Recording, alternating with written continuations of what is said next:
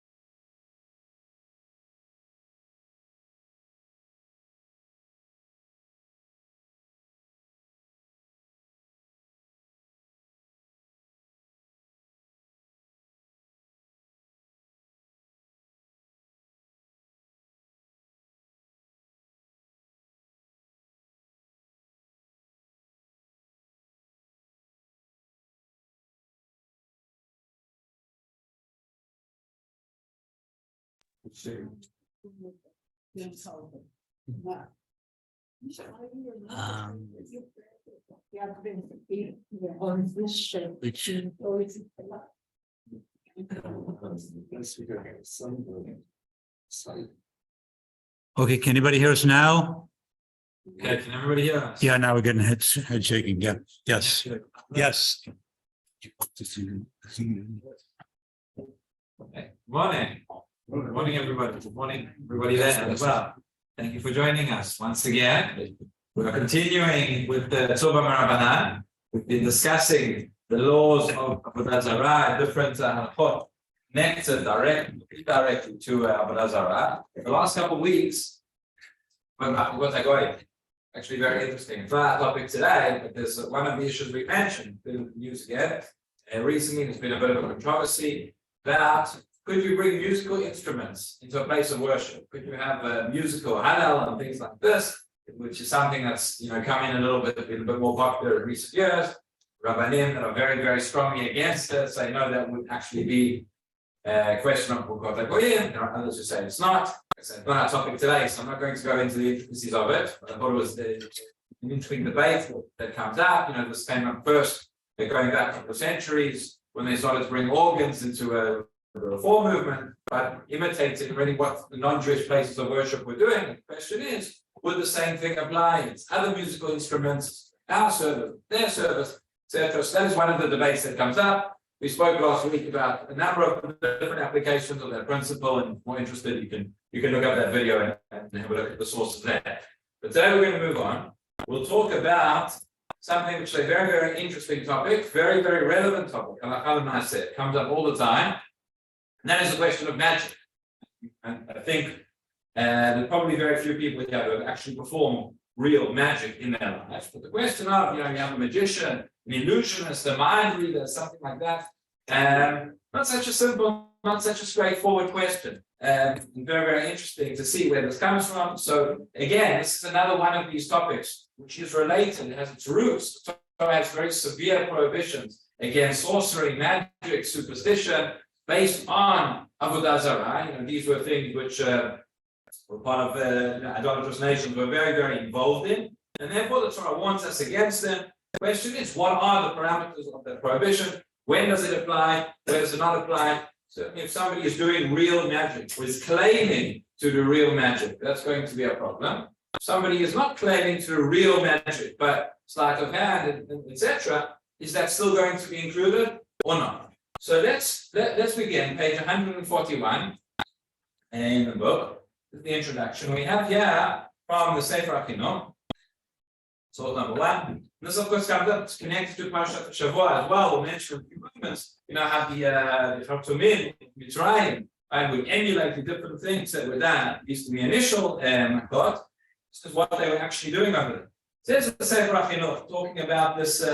And as I say, there are a number of different things which are included in terms of fortune telling, stargazing, sorcery, magic, superstition. He says like this: mitzvah, the roots of this mitzvah. Not everybody agrees with this approach, but this is the approach the Chinuch takes. He says these things are all utter nonsense.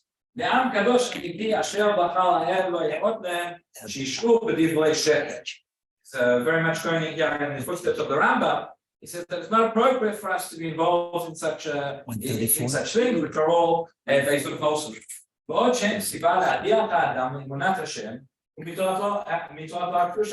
The person is going to go after these things going to go after fortune telling and prohibition, astrology, etc., that's going to distance them from the true faith, going to distance them from the Emunah in HaKadosh Baruch Hu and in His Torah. ולבוא מתוכם לקביעת גמורה, שעכשיו כל טובתו ורעתו וכל אשר יקראו, שהוא דבר מקרי. You're going to think that everything is coincidence, that everything is written in the stars, it's got nothing to do with Hashem and Shkacha. לא בהשכחה מקורו, נמצא יוצא בכך מכל חוקרי הדת. Ultimately, this is going to lead you to a complete heresy. This is going to lead you to idolatry, and therefore one needs to stay very, very far away. The truth is, we have a fundamental machlokes in the Rishonim. All these matters, and in a couple of places, the Torah warned us against them. You can see, for example, on page 142, you have the pasuk there in Sefer Vayikra, and Parashat Kedoshim. It says, "Lo tochlu al adam, lo tenachashu, velo ta'onenu." We'll explain what these words mean, but different forms of divination, of sorcery, etc. We find later on in the Torah as well, in the Psukim, that these prohibitions are repeated. If you have a look just for a moment, page 152, I'm skipping a little bit, but we'll go back to it. It says, source number 22, on page 152, it says, "Lo yimatzeh b'cha ma'avir b'no b'ito b'esh, kosem ksamim me'onen menachesh u'machoshet." The translations are woefully inadequate. The English doesn't really help us much. But different forms of divination, soothsayer, enchanter, sorcerer, all those things mean, we'll discuss. And kosem ksamim is in modern Hebrew. We talk about a magician and illusionist, the magic show. We talk about a kosem, and that's where the word comes from. So the Torah warns us against all these things. The question is, when the Torah says don't get involved in these things, what does it mean? Does it mean that there is truth to it? And these are real things, they are real forces of sorcery, the superstitions, that maybe they have some elements of truth to them, but it's inappropriate to be involved? Or does it mean, no, it's absolute falsehood, there's nothing there, and it's just something silly to be involved in? The Sefer HaChinuch, we saw what he holds very much like the Rambam. I'm going to read to you, it's not in the book, but the Rambam in Hilchot Avodah Zarah, in the 11th parak, we quoted from it last week because the beginning of this parak, he talks about Chukot HaGoyim. Then he goes on to all these different prohibitions regarding sorcery, regarding magic.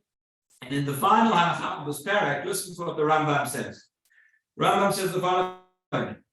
He said, after telling us all these things, what they are and their prohibition, he says, Dvarim ha'elu kulam, again, I'm reading here, this is not in front of me. Dvarim ha'elu kulam divrei sheker v'chadavim. All absolute falsehoods. והם שיצאו בהם עובדי עבודה זרה קדמונים לגויי ארצות כדי שינו אחריהם. These matters were established by idolaters. They were brought to so people would follow them. But really, it's all made up. אין ראוי לישראל שהם חכמים מחוכמים להימשך בהבלים אלו ולא לעלות על הלב שיש בהם טענה. Don't think it's not appropriate for us to think about them, to believe in them, to think there's any substance to them. And that essentially was what the Sefer HaChinuch was following on the Rambam. Continues very harsh and angry.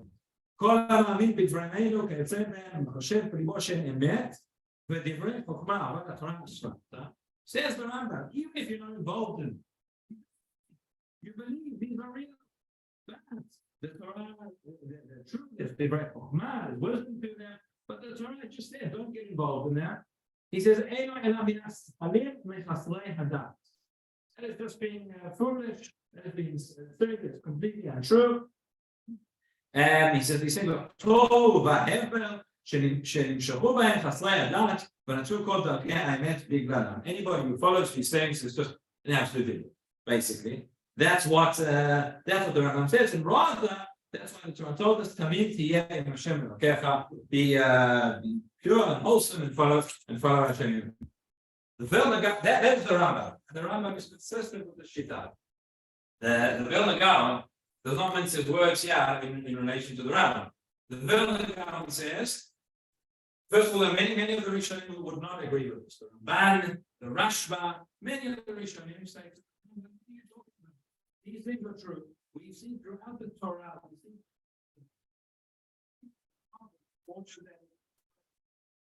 sorcery, magic. What are you saying? It's all made up. He just made up. but just because out. And I'm sure that you see trying. Begins with the first night.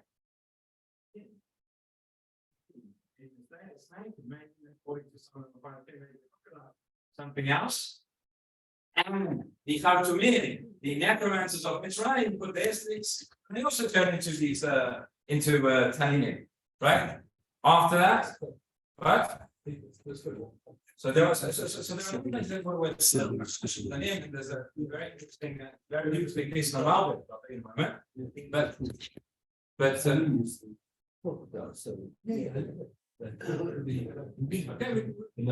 Okay, so we can look after it, we can check in the Psukim exactly where, but if I remember correctly, it does change.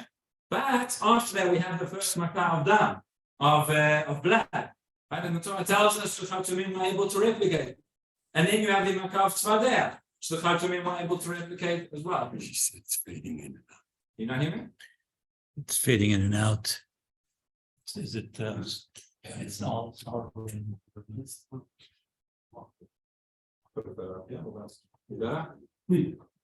Okay. Yes, it's encouragement to come in person next time. We're gonna say. We'll try our best. I apologize if you can't hear me on the Zoom, but try our best. So we have the first two plagues which they replicate. And the third one, Hakinim, then the Khartoumim are unable to replicate that, and it says they say Etzbei Elokim, right? It's the finger of God. So the pshat, the simple understanding is that there is some force, this the sorcery, this magic that they were able to replicate. The Abarbanel writes, he says, according to the Rambam, it says that the Rambam doesn't write explicitly about how he understands these psukim, but the Abarbanel says the Rambam writes throughout that all of this is divrei hevel, that it doesn't exist, that kishuf is made up. So how would he explain what the Khartoumim did? He says, I don't know what the Rambam would say. I presume he would say it was all some form of sleight of hand. It was all some form of illusion. Sounds like the Abarbanel, the Malbim, and others give all interpretation. The Malbim says, for example, with the six, he says was actually they had some sort of elaborate puppet show that was going on, and the Khartoumim were able to move the sticks in such a way it made it look like they were actual, animals, and they were moving around. He says with the blood as well, they showed people a cup and they thought it was blood, but it was actually water. It was all sorts of illusions. By the time they got to Kinin, they weren't able to replicate those illusions. So this market goes throughout. The Rambam says that even when it appears that there is some sort of magic sorcery going on, is not all some form of sleight of hand, form of illusion. What will come out from this market is, according to the Rambam, it's going to be much more problematic. If the Rambam holds that real magic doesn't exist in the first place, then when the Torah prohibited us from replicating that, if it's just trickery and sleight of hand, it's going to be much harder to allow that, according to the Rambam, versus the opinion of the Ramban, who say, no, there is such a thing. There is real sorcery and magic, and that is what the Torah prohibited. Something which is just trickery. More room to meeting, yeah. Obviously, I mentioned before the Rambam. I mentioned the graph. The Rambam says, and everybody after the Rambam disagreed and said this is real. He says the Rambam over here was the philosophy, the philosophy and the Greek philosophy that the Rambam learned. That is why he's so extreme in this manner, going against the simple reading and chat of the Marot and of Chazal, referring to these forms of magic, etc. So the Rambam is very harsh here. The Gra is very harsh against the Rambam. It's quite unusual to talk against him in such terms. But there we have it. So that is just by way of introduction in terms of how we should look at this whole sugya. So going back into our booklets now, on page 142. So we mentioned the Pasuk in Sefer Vayikra, source number 2. Is not to nachashu, but not only. Don't perform Nachash, right? Interesting that the word which keeps coming out. Also, Nachash is a snake, but in this context, it means some sort of acting of the omens. And also, we're going to see there are a number of different interpretations what that word, the root of that word Tevanenu means. So Rashi over here, on the pasuk tells us, source number 3, Lo tenachashu, kegonenu amenachashim b'chuda u'ba'ofot, pito nifla mipiv, tzvi hifsiko b'derech. All sorts of signs, all sorts of omens which come a person's way, and the person says, you see there's a certain animal, certain birds, a black cat cross your path or something like that. Right, the person his breath fell from his mouth, or a deer crossed his path. All these are indications something's going to happen, and based on this omen, you take it as a sign for the way that you're meant to act. Lots of Maneno as well. He says Lashon onot v'shaot. שאומר יום פלוני יפה להתחיל מנחה, שעה פלונית קשה לצאת. All sorts of different superstitions, different forms of omens, which are going to be forbidden to follow along from them. This is the section where the Torah tells us Tamim tiyem Hashem elokecha, based on what the Torah told you, what you should do, what you shouldn't do. Don't look for all sorts of signs and omens as such. The Gemara here in Sanhedrin goes on a similar. Explains, says Tana Rabbanan, source number 4, Menachesh, Zeh Omer Pito nafla mipiv, Maklo nafla minado. Oh, if the bread has fallen from one's mouth, the stick has fallen from one's hand, V'no korelo me'achorav, Orev korelo, Tzvi hifsiko b'derech. All these different signs which happen, and based on them, that's what we said. Don't rely on these kind of signs. And Rashi explains there as well. We'll just read the Shulchan Aruch, it's source number 6. He says that it's practical halacha. He says, "Amer piti nafla mitbio maklim miadi, or b'ni koreli macharai, or shetzvi fiko b'derech." All these examples we bring to see. Or she'ava nachash b'mino, or shual smolo, a snake passes in from the right hand side, or a fox to his left. Ulami she'ara lo echad me'elu, oseh mimenu nifush, shelo la'teit b'derech, shelo la'fil b'macha. If a person says, this sign is not way to student, therefore I'm going to certain way. Next time, that's going to be forbidden. Okay. I'm going to the Gemara goes on, and there are different sources again talking more about this idea of nifush and of omens. I think to skip it for now, if we have time, at the end maybe we'll come back to it. But we're going to move on to the next sugya, which relates more towards the actual magic and such. So if we just skip to page 150 for the moment, page 150. Okay, we mentioned nifush already. The next stage is when it comes to sort of predicting the future, predicting what's going to happen. We have the Gemara in Sefer Pesachim, source number 18. It says, "Amar Rabbi Chana, Amar Bishma, Amata, Amar Rav Mishum Rabbi Yossi Yeshutza. Minayin she'en shoalim b'Chaldiyim, shene'emar tamim tiyeh im Hashem Elokecha."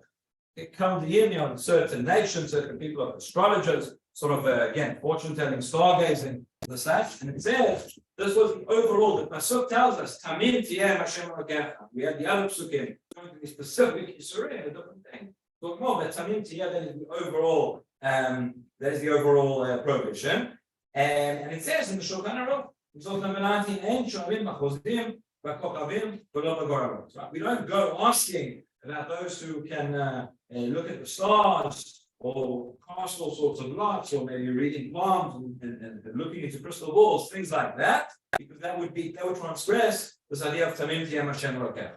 The Mepharshim point out, by the way, there's a very, very famous story.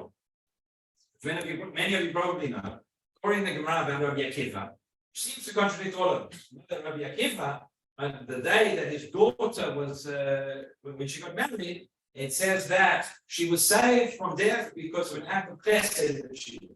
Rather remember the reason of the story, main lesson we learned from it. People, often tell it because it was predicted Rabbi Akiva's daughter was going to die on her wedding day. It says that she was, when she was getting ready, she took a pin out of her hair and she placed that pin inside the wall. And there was a snake, there was a poisonous snake that was going to bite her, would have bitten her. Because she placed this pin in the wall, the snake died and she was saved. Why was she saved? In what merit? What had she done? She had seen a poor person outside the wedding hall, and she asked him who he was. She'd invited him in to have a meal, and due to the greatness of that act of chesed and that act of tzedakah, that is what saved him. But the problem is with this Gemara, think about it, where did the whole thing start from? It said it had been predestined, it had been preordained that she was going to learn from him. Israel. You can't change what has been preordained as such. But it says that Rabbi Akiva had heard, and he was worried that his daughter was going to that she was going to die. And the first question we can ask is, don't we say Tamim Tiyam Hashem Elokecha? Why should we pay any attention to the fact that someone says that Maseh Chaldea, one of these Chaldeans, one of these astrologers, predicted this? Don't we say we can't go along and listen to it? Is Rabbi Akiva transgressing it? Tamim Tiyam Hashem Elokecha. So the Ritva writes, and the Rishonim write as well, that the prohibition here, interesting. The prohibition is to go and to seek these things out. For a person to go and look for astrologers and look for fortune tellers and try and, based on that, decide how they're going to act, that is completely prohibited. If they came to them and they warned him to take to be worried, to take a precaution that it might happen, that over there says the Ritva is not that is not prohibited. We see from there as well, the Ritva would seemingly follow along shots of the Gemara, not like the Rambam. To say that there is, or there may be something real behind these ideas, behind these sources. Okay, let's go on to actual magic itself, magic and deception of the eyes, page 152. And here we see the Psukim in Sefer Dvarim again. We read them before, but we'll read them again. Source number 22 says, "Lo yimatzeh b'cha ma'avir b'no b'to ba'esh, kosem ksamim me'onen u'menachesh u'mechashem." Okay, and the Rambam's going to go through, and the Gemara is going to explain to us what all these different forms of sorcery are. What is kosem ksamim? What is me'onen, menachesh, mechashem, etc. So me'onen, what really interests us right now is me'onen. What does that word mean? And we have a machloket over here in the Gemara in Sanhedrin. Over a three-way machloket Tanaim. And the word me'onen may be related to the word ayin, which means an eye. It may be related to the word onah, which means a season or a set period of time. We're going to see a number of different opinions in the Gemara, and the Rambam actually passes like all of them. He says it's a different question in terms of how we interpret the words. What is the linguistic meaning? But in terms of the practical halakha, both of them are going to apply. So says the Gemara, source number 23. Tanu Rabbanan me'onen. Rabbi Shimon Omer ze ha'ma'avir shiva minei zachul al ha'ayit. So some sort of sorcery, the magic that we use. This says the word me'onen is related to an ayin, the way that the sorcerers did it then. They took the part of semen and placed it on their eye. This was the but it's to do with the eye. That is the sorcery they would perform. Chachamim omrim ze alches et einayim. Chachamim say this is literally somebody who holds your eyes. Holds your eyes. Somebody who deceives the eyes. Somebody who makes it look like you're doing something, but maybe they're actually doing something else. And the question, which is really going to be the question of practical halakha, is what does it mean when we say ochezet ha'einayim? Ochezet ha'einayim might mean some form. You make it seem like you're doing something which you're not. It might mean some form of hypnosis, some sort of magic like that. It might mean maybe some sort of trickery, some sort of sleight of hand. That's going to be the question. Rabbi Akiva Omer, but Rabbi Akiva says that the word onen is related not to ayin, but related to the word onah, and therefore he says, this is how you calculate times and hours. Today is a propitious time for going on a journey, or tomorrow is the time for doing something, and etc. Similar to what we saw before. So the main machloket we have here in the Gemara is what is the me'onen? Doesn't mean there's the me'onen, somebody who's somebody who's deceiving one's eyes, performing some sort of trickery. Again, not sure at this point if that trickery means invoking some form of supernatural force or not. Or does it mean using this in terms of predicting certain times and certain seasons, etc. As I said, the Rambam rules according to both. So however we understand what the word is, both of these will be prohibition. See the Rambam here in source number 24. In Hilchot Avodah Zarah. He says, "Ezehu meonin, elu notnei ha'itim." What does that meonin mean? He's those who give times for certain things, right? Superstition. Asur leonen, אף על פי שלא עשה מעשה, אלא הודיע אותם הכספים שהכסילים מדמים שאין דברי אמת ודברי חכמים. Again, here you see the Rambam according to his Shita, and these things are not true, these things are not real, it's what people think they are. But nonetheless, that is the prohibition. So he says you're going to do, and we'll see more detail. He says, "Le'onen af abi shelo asa ma'aseh," even though you haven't actually performed an action, but you've caused somebody to think these things can happen, that's going to be asur. He then says, "Kol ha'oseh mipnei tzagninut v'kivei melachto o halichato באותו העת שקבעו עוברי שמיים הרי זה לוקה, נאמר לא תורננו." He says, what does it mean that if you go according to the words of the astrologer, according to the words of the stargazer, then you say that at this time it's appropriate or that time it's not appropriate, and therefore you act in such a way that is an Isur Torah of Lo Tornenu, you'll get malkot for that, you'll get lashes. And so too he says, "V'chen ha'ochezet ha'inayim," at the third line from the bottom of page 152, he says, "V'chen ha'ochezet ha'inayim u'medamer b'fnei ha'orim." If you deceive people's eyes, you make it seem as if you have done something wondrous, even though you have not done it. Says over here, that is included in the prohibition, and for that one would get malchut. Okay, so we need to understand a little bit precisely what the Rambam means when he says because what he said over here is, you make it seem like you've done something, but you haven't done it. That's going to be the Torah prohibition. Have a look over the page, over a couple of pages, 156. You just skip for a moment. Source number 30 in the Shulchan Aruch. The Shulchan Aruch says, based on the Rambam, he says, "Ochez et ha'inayim asur." Right, one who descends from the eyes is prohibited. That's what the Shulchan Aruch tells us, without going into any more detail. So we're trying to understand what this perception of the eye is. Let me read you. Yeah. Prohibited for the person doing it or the person watching the video? So let's repeat the question for doing it. Yeah, is the prohibition for the person doing it, or is the prohibition for the person who is watching? What do you think? Oh, right. The actual prohibition itself is going to be on the one who is doing it, but it would seem to be the one who is participating would be in a sort of event. We spoke about previously of you're allowing them to perform this.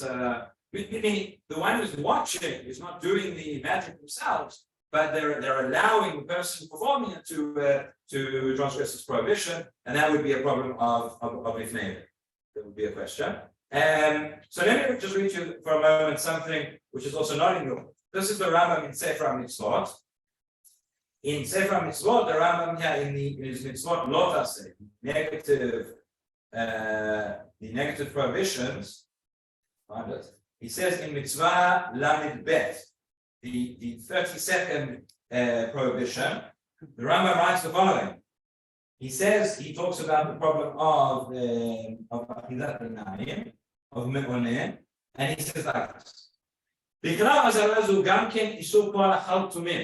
word again, it's interesting, the same word, Achal Tumim of Mitzrayim, right? The Rambam uses over here, and we can perhaps extrapolate from what he describes. The Achal Tumim here is doing how he understands, the Barbara now suggested, how he understands the Psukim in the Torah.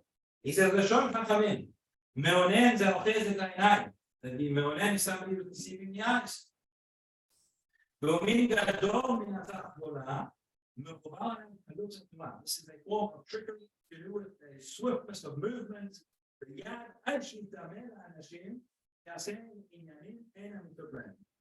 Forms very quickly moves his hands in such a way that people think he's done something which he hasn't done. It's like those who you see all the time.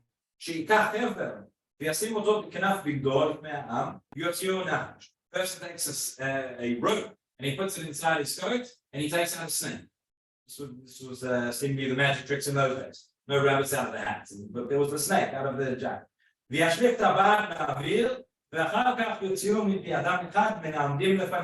He'll throw a ring up into the air, it will disappear, and he'll take it out from somebody else who's standing in the audience.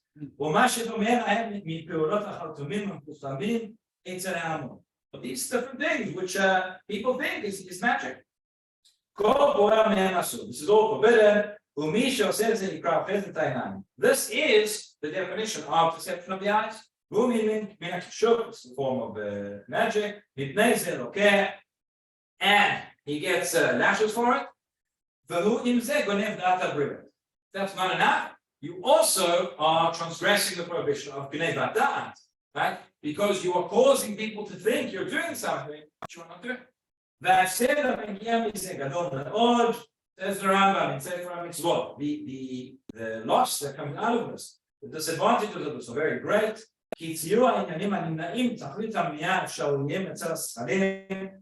And these things which you make it seem as if you've performed impossible, and this is going to fool people and make them think things can happen which don't happen, and this is going to lead to very bad consequences. So says the Rambam, and what it seems like this, from the words of the Rambam, both here in Sefer HaMitzvot and in his Mishneh Torah, sounds like that he's talking not just about somebody who performs real sorcery, but in sleight of hand, Kalut HaTnuah was the phrase that he used, the swiftness of movement.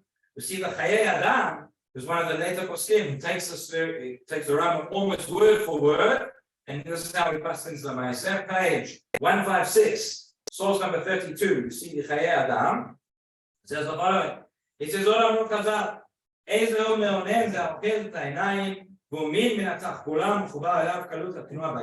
this is more or less the Rambam verbatim. Those magicians, those entertainers, these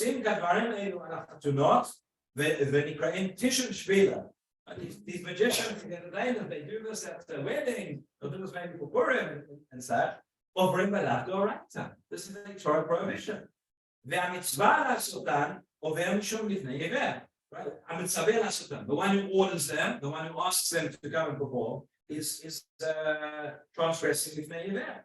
Everybody showed their protest against us. It's allowed to watch them. If a magician performs and a Jew, that he seems to maybe permitted, because seemingly the prohibition of the would not apply in that case. You could ask, by the way, on this one sentence of the Chokhmat Adam, which is if we understand that the prohibition is related to idolatry, and we know that idolatry is one of the Shiur mitzvot that they know. Well, why would it be that a non-Jew maybe would also be would be obligated in any event? That's Sorcery, but that is what the Chokhmat Adam is. Now, all of this is going according to one way of understanding, based on the Rambam saying that Ochez Enayim really means that you are not performing any sort of trickery at all. You are making it seem as if you are performing trickery, and that is still included in the prohibition. There may be a different way to understand what Ochez Enayim means. So we'll see the Gemara in just a moment. The Gemara you've got here on page 153 is source number 25. The Gemara Sanhedrin. That's some Zayin Amud Bet. But just before we see the Gemara, I'd like to read the Mishnah. So again, this is not in the book yet, but we'll get back to the book in just a moment.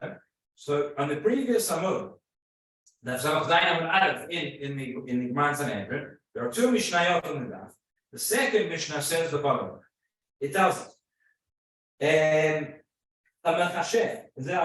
sorry. Yeah, so it's like this. Hamachashet. So Hamachashet is some form of sorcery, magician. Right? So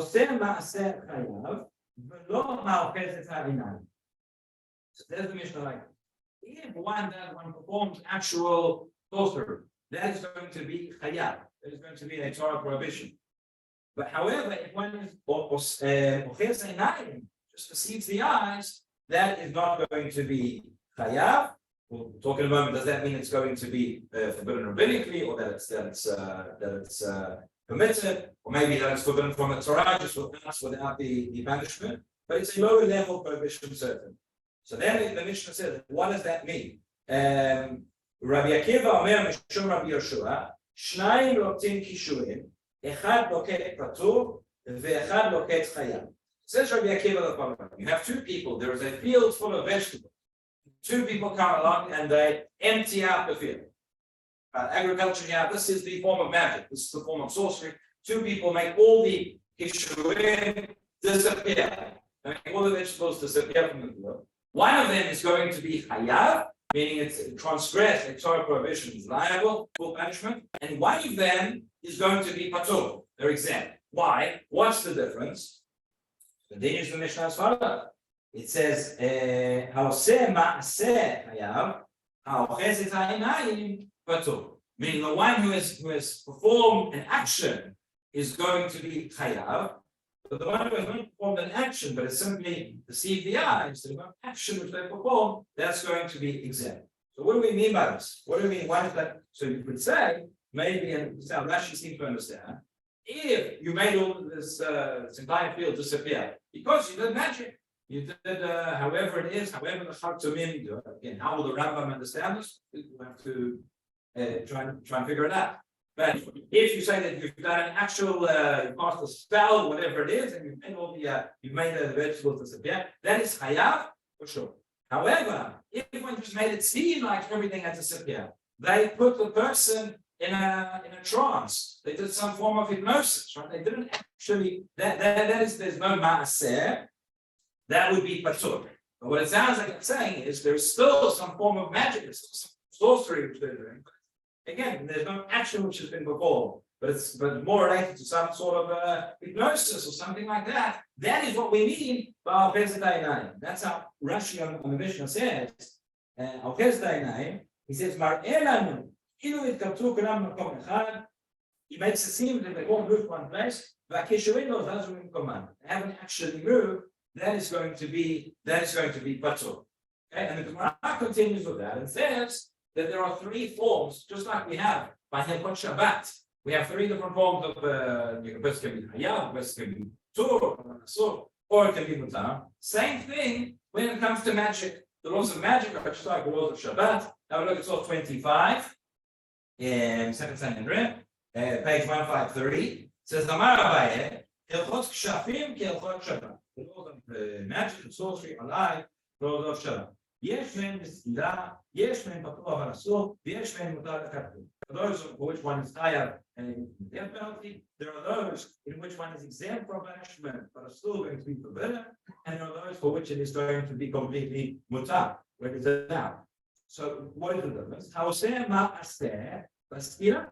If one performs an action, that is going to be liable. Haoches et ha'inayim, one simply deceived the eyes. Again, the way we just explained based on the Mishnah, still doing magic, but the magic itself does not have an action. But there's some perception of the eyes that's going to be patur. And finally, mutar kathila.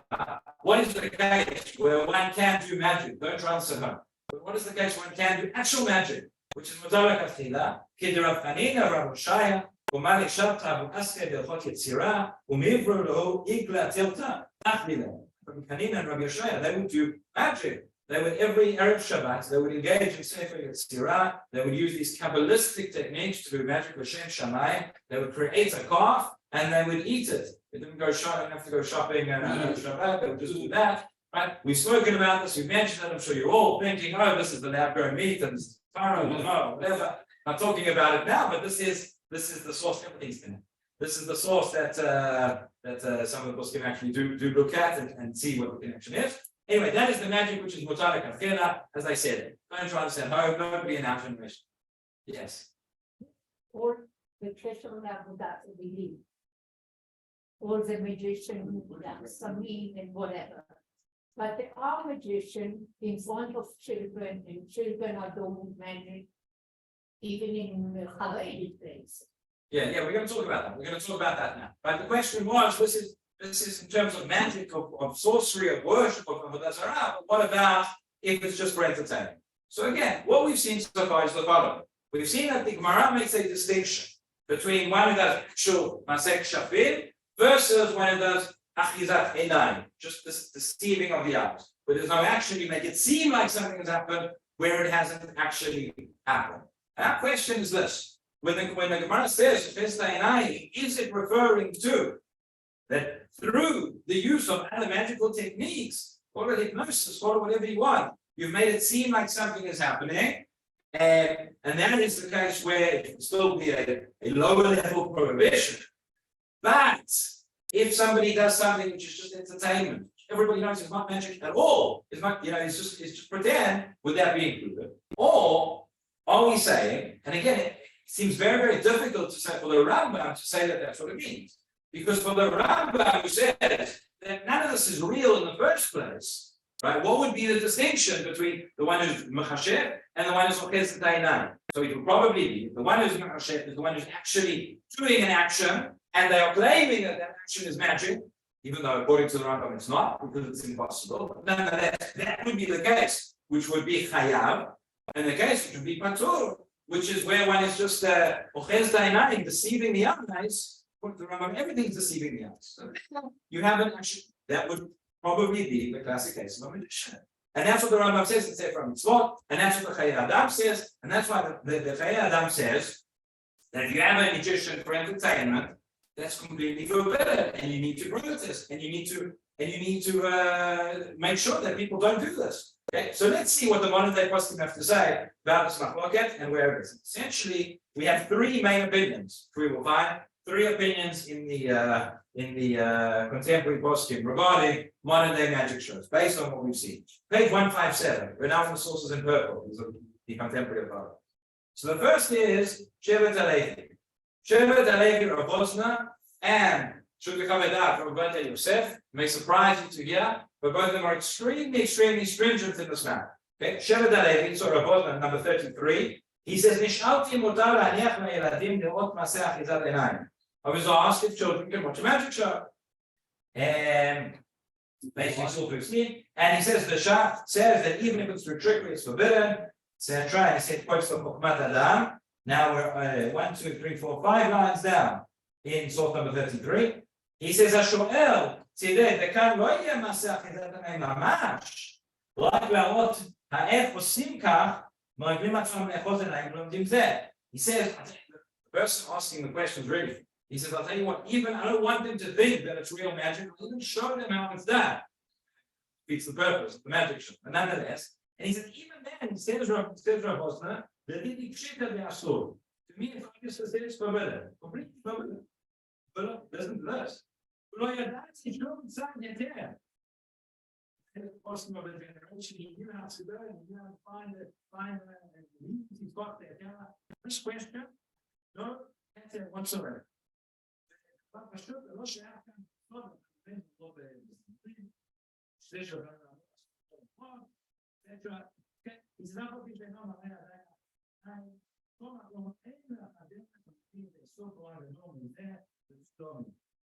and actually, there are other opinions in the post. Not everybody agrees, but the Shevet that are here was the status.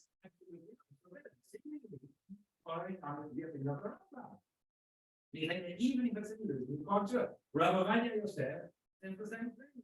So, from the 34, the second paragraph in bold, the divination, so that God can get Adam Makara, so the Samach Adam Makara, or Simchat Pool. Says Rabbi, even if it's for a mitzvah, it's for boring, it's for a wedding, it's for Adam Makara. Says, don't do it. This is the Yisur, is that an eye, which the Rambam was talking about, and therefore, forbidden. Okay, so that is approach number one in the posting, which say, no ways, this is the prohibition that the Torah was talking about. Approach number two, and let's skip now to page 160, and this is Rav Moshe Feinstein, the Igrot Moshe, who is a lot more lenient, at least in theory. At the time when Rav Moshe is writing, he says in practice, he says, I've seen there are many poskim who are forbidding such things, and therefore I'm not so comfortable necessarily allowing it in practice. But in theory, I think it should be permitted. Okay, source number 37, says Rav Moshe Feinstein. זה היה שייך לאסור אברכים, רק אם יאמרו שעושים את זה לחשים, אף שהם נחשים שאינם על ידי קישור, דבור אחיזת עיניים עם תשובת העולם. and they say that they're doing certain spells, etc., that is going to be forbidden. Now involved, שעושים בדרך טבעי, וכן ידוע מפורסם, אין ילווה בזה שום איסור. Says if the person is telling you that they are not doing real magic, it's an illusionist, it's an entertainment, it's a sleight of hand, it's tricks, it's something that a skill which they've learned, and everybody knows this is not real magic. The person doing a card trick, you know, there's no actual forces, etc., in the back of God. So he says that I don't see would be a prohibition.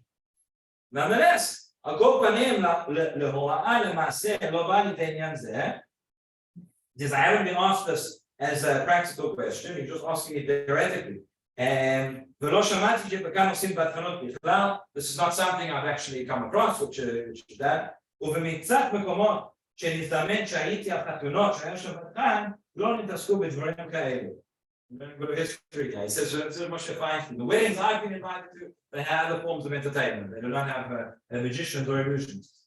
ולכן לא נשמע מזה, אלא בלימוד ולא למעשה, אף שלא מסתפק מבעליו. Interesting. He says, therefore, I'm telling you this is להלכה ולא למעשה. This is I have no doubt that I'm right, but this is not a practical ruling. He says, ומה בא למעשה הייתי משתמטנה מפני כבוד רבותינו האוסרים. Says Rabbi Moshe Feinstein, again, one of the Poskei Ador, somebody was, you knew how to pass it when you had to, but he says, in this question, there are so many Rabbanim who have forbidden it before, out of respect to them, I would avoid the question. I don't want to get into it, but I think that it should be permitted. And then, so there's opinion number 2. And then opinion number 3, you find that there are Poskim who say, yes, this is permitted. Achizat Einayim, deception of the eyes, which the Torah forbade, was Achizat Einayim, that you're making a person think you have supernatural powers, that you're making somebody think that you're performing actual magic. But yeah, that is not the case. There are poskim who say that in order to prove that it's not that it's just Achizat Einayim, not real magic, you have to show how the trick is that. Like that approach again, that as I said before, kind of defeats the purpose. But there are poskim, there are many to rely on who would say that that this would be permitted. In the Mishnah itself, there's the Tiferet Yisrael I mentioned, but the Tiferet Yisrael in its commentary on the Mishnah said what we're talking about here is when it's being done through some form of magic, or when it's clear that this is Achizat Einayim, without magic at all, that is permitted. And you see how the poskim said that. Rav Chaim David HaLevi, who was the chief rabbi of Tel Aviv, he holds this as well. He says an illusionist, card tricks and magic, absolutely no problem. He says that would be mutar lekatfila. The Kenigsberg Tzurba, source number 35, page 158, in his Shiur Divrei Yatzir, says, "Omnam li ani da'ati lachalek b'zeh, da'isur b'zeh she'afez et ha'einayim, ואומר שהוא עושה דבר פלא באיזה כוח עליון." It says, אחיזת עיניים, deception of the eyes. When a person thinks he must be doing something wondrous with some higher power, as I have, after an osef to masek ishuk, and this is the line. So what we're talking about when we say you're using sleight of hand, you're using smoothness of movement, that would be forbidden. Skipping now a couple of lines, and when he says Mash Enken, Shemgalela Bimforash, Shasezot Patakulot with Rizut Yadayim, right? That which is not the case. When one says explicitly they are doing this with trickery, with swiftness of movement, and everybody knows that's something that you learn, some sort of expertise. But there's no Bnei Batat either. It's what everybody understands. So the last line says,